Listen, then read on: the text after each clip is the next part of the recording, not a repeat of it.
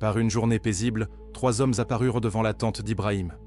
Ils avaient l'allure de voyageurs, mais leur visage ne portait ni fatigue ni poussière.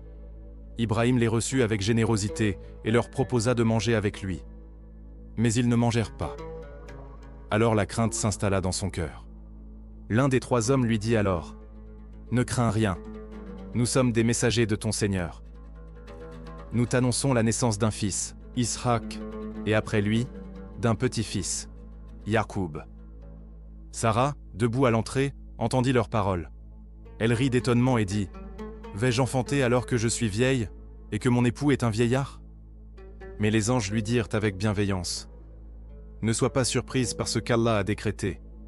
Sa miséricorde est immense, et elle couvre les membres de cette maison. » Ainsi naquit Ishaq, fils du miracle, enfant de la patience, signe de la bonté d'Allah envers ses serviteurs sincères.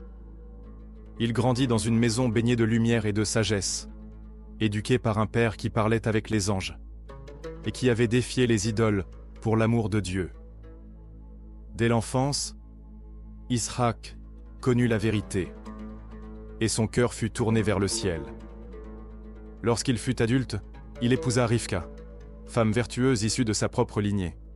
Mais comme Sarah avant elle, elle ne pouvait concevoir. Alors Ishaq se tourna vers le ciel et invoqua longuement celui qui exauce. Et Allah, dans sa sagesse, répondit à son appel. Elle mit au monde des jumeaux, Is, l'aîné, et Yacoub, le cadet. Et Allah choisit Yacoub pour porter le flambeau de la prophétie. Il fut appelé aussi Israël, et ses enfants devinrent les Banu Israël, ce qu'Allah mentionne dans le Coran à de nombreuses reprises. À l'image de son père, Ishaq fut chargé de transmettre la guidance. Il vécut dans la terre bénie de Canaan, appelant son peuple à n'adorer qu'Allah, et enseignant la droiture par son propre exemple, dans le calme et la lumière des justes. Il est dit qu'il vécut 180 ans, dans la foi, la constance et le silence. Puis Allah le rappela à lui.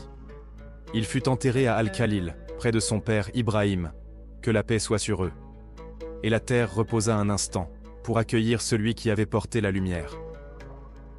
Ibrahim, Ishaq, Yacoub.